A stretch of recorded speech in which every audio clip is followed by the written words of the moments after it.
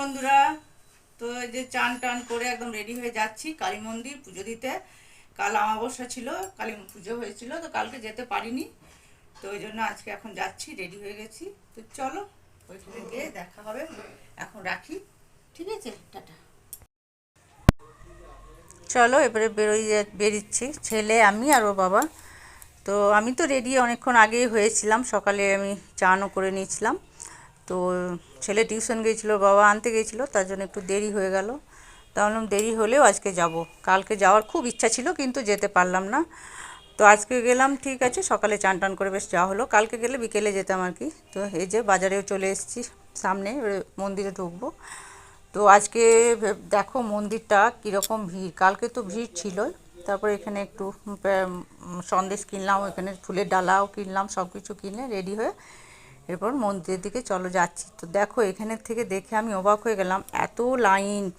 মানে কালকে পুজোর দিন তো বিশাল লাইন ছিল, ভিড় ছিল, আজকেও দেখছি সেই রকম একই। তো দেখো কত সবাই আজকে এসছে, হয়তো কালকে যারা আসতে পারেনি তারা আজকে এসছে, আবার হয়তো অনেকে কাল এসছে, আজ এসছে।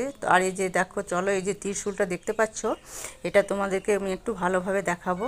এটার কি মাহিত্য, এটা চলো দেখাচ্ছি একটু পরে তোমাদেরকে। এই যে সব লাইনে দাঁড়িয়ে আছি, এই যে মাকেও একটু দর্শন করে নাও ভালোভাবে সবাই। তো এখানে পুজোর দিনে দেখো কিন্তু আজকে এসেছি একটা ভালো, খুব ভালোভাবে পুজোটা দিতে পেরেছি। লাইন ছিল ঠিক কথা, কিন্তু পুজোটা খুব সুন্দরভাবে দেওয়া হয়েছে। বেশ পুজো দেখবে মানে মন শান্তি হয়, পুজোটা যদি ভালোভাবে দেওয়া হয়। তো খুব ভালো লাগলো। তারপরে সামনে চলে আসলাম, আর চলো বলছি, এই যে ত্রিশূলটা দেখতে পাচ্ছ, কালকে যখন মাকে মানে সাজিয়ে কুজিয়ে নতুন মাকে চাপানো হয় ওই মধ্যে, এই ত্রিশূলটা কিন্তু প্রচণ্ডভাবে নড়ে। তো এইটা কিন্তু আমার প্রত্যেক বছর যাওয়ার ইচ্ছা থাকে, কিন্তু সেই দিনটা যেতে পারি না। এত ভিড় থাকে, মনে হয় না গিয়েও ওখানে কোনো লাভ হবে। তারপর পুজো হয়ে গেছে, চল তো এই যে আমরা বেরিয়ে গেছি, চটি খুঁজছি যে আছে কি না আছে। তো দেখলাম না, চটিগুলো আছে। তো চলো আবার পরে দেখা হবে, এখন রাখি, টাটা।